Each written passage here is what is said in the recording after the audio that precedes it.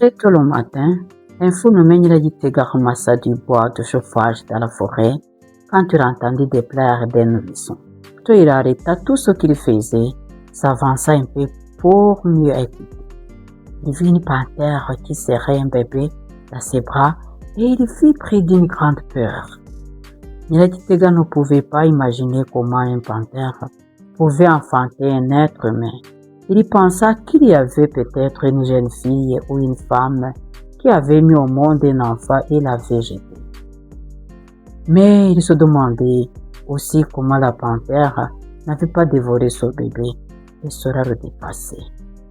Nyiragitega courut vers la route, prit un solide bateau et se mit à courir vers les femmes et les jeunes filles qui croisaient, les insulta et les maudissant violemment. Il leur cria avec colère: « Espèce de sorcière! On vous envoie à l'école pour que vous serviez le pays et vous passez votre temps dans le mal. Vous ne voulez pas étudier. Vous vous comportez comme des débauchés. Vous mettez des enfants au monde et vous les jetez. Vous ne savez pas qu'il y a des gens qui n'ont pas d'enfants, qui passent leur vie à prier sans succès. Quel malheur, quel malheur! C'est à cause de vous que la pluie ne tombe pas. Pluie, oh pluie! » Il se mit à danser follement et à crier à tue-tête. Nyiragitega continua: « Oh, vous! Qu'a fait cet innocent? Quelle faute a-t-il commise? Voyez-vous qu'une panthère vous a surpassé en intelligence? Qu'elle vous a surpassé en humanité alors qu'elle n'a jamais été humaine?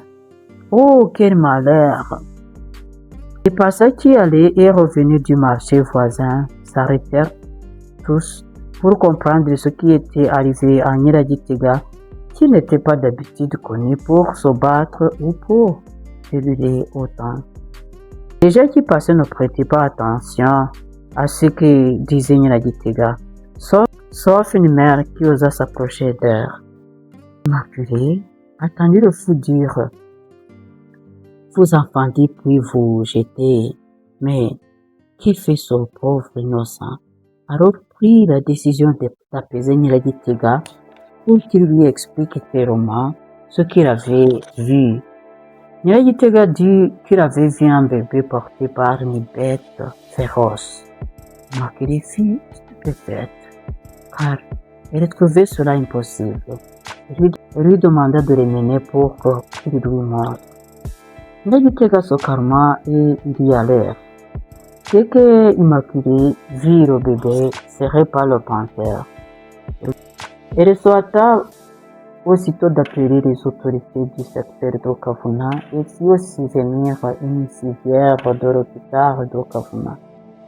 Le panthère, à leur arrivée, il vit la panthère avec le bébé. Il fut saisi d'une immense peur. Il se demandait comment une terre bête féroce avait trouvé ce bébé et aussi comment ils allèrent le sauver. Cependant, ils lancèrent immédiatement une enquête rapide auprès des femmes et des jeunes filles habitant tout le secteur d'Okavuna, mais sans résultat. Dès qu'elle eut abandonné l'enfant dans la forêt, Maribor n'y prit la paix 8 heures.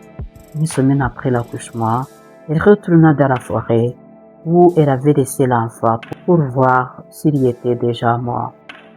En versant beaucoup de larmes, Maribor parcourut la forêt à la recherche de son enfant, mais elle ne le retrouva pas. Elle pleurait en disant: « Oh Dieu, toi qui m'as donné mon enfant. Mon Dieu, je me souviens comment je me suis enfui en laissant le nourrisson pleureux. La voix de mon enfant refuse de quitter mes oreilles. Mon Dieu, toi qui m'as donné mon enfant. Une bête sauvage l'aurait-elle dévoré?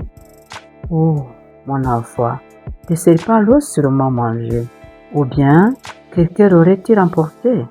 Mais comment, puisque personne ne savait que je l'ai laissé là? Dieu est miraculeux. Dieu est miséricordieux.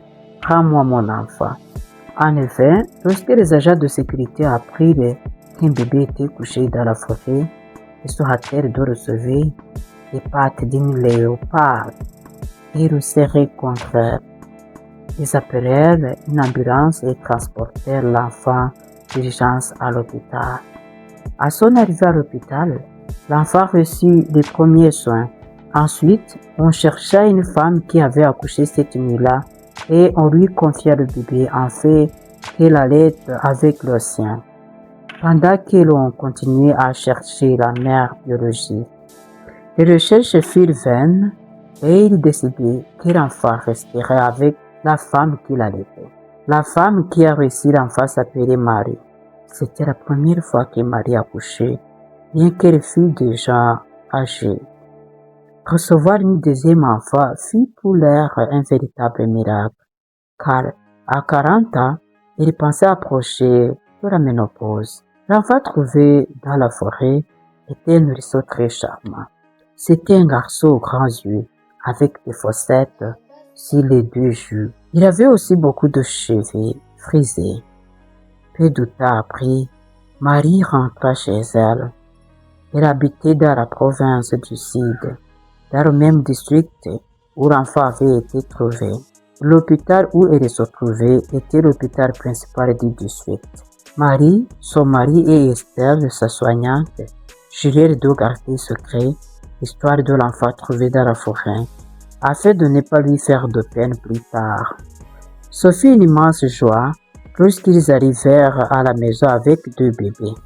Ils organisèrent une grande fête. Amis et voisins furent invités. Ils mangèrent, burent et célébrèrent la naissance de jumeaux. Bien que les enfants ne se ressemblaient pas, peu de questions furent posées, car on assurait qu'ils étaient vraiment jumeaux. Après 8 jours, ils organisèrent la cérémonie de nomination. Beaucoup d'enfants furent invités. On prépara suffisamment de nourriture, consommée sur des feuilles de bananier. On donna aux enfants des roues en bois pour cultiver, et les bébés requirent leur nom, exactement selon la culture rwandaise. L'enfant reçu fut nommé Atete, tandis que l'enfant biologique fut appelé Natete. Les enfants grandirent en s'aimant profondément à la grande joie de leurs parents. On les habillait toujours de la même manière. On leur coupait des cheveux pareillement. En tous, ils étaient traités comme des jumeaux. Lorsqu'ils furent scolarisés, ils continuèrent à s'aimer et à obéir à leurs parents en toutes choses.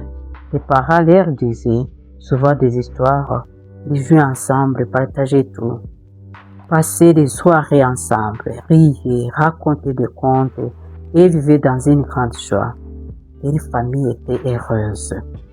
Personne ne révéra jamais aux enfants qu'ils n'étaient pas frères de sang. Marie et son mari gardèrent le secret, et même Estelle n'en parlera jamais. Toutefois, certains amis leur demandaient parfois en secret s'ils avaient vraiment eu des jumeaux. Ils leur racontaient alors toute l'histoire telle qu'elle s'était déroulée, mais en leur demandant de garder le secret. En effet, ce qui dépasse la bouche serait pas plus vite qu'un tam-tam. Un peu de temps, l'histoire de l'enfant trouvé dans la forêt et cajolé par un léopard se répandit partout.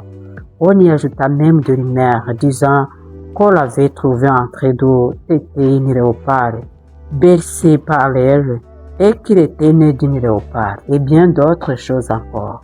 Un jour, Natete et Gatete jouaient avec les enfants du voisinage lorsqu'une dispute éclata à propos d'un ballon.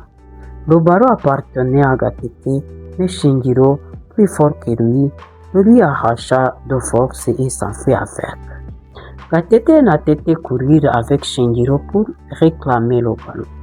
Très en colère, Shingiro dit à Gatete: Va-t'en, fils du léopard. Pourquoi te vantes-tu alors que tu es né d'un léopard et qu'on t'a confié à la mère de Gatete pour t'élever? Penses-tu être un humain ou un léopard? Tu te montres arrogant. Sais-tu que je pourrais révéler le léopard qui t'a mis au monde? Et tu ne saurais plus quoi faire.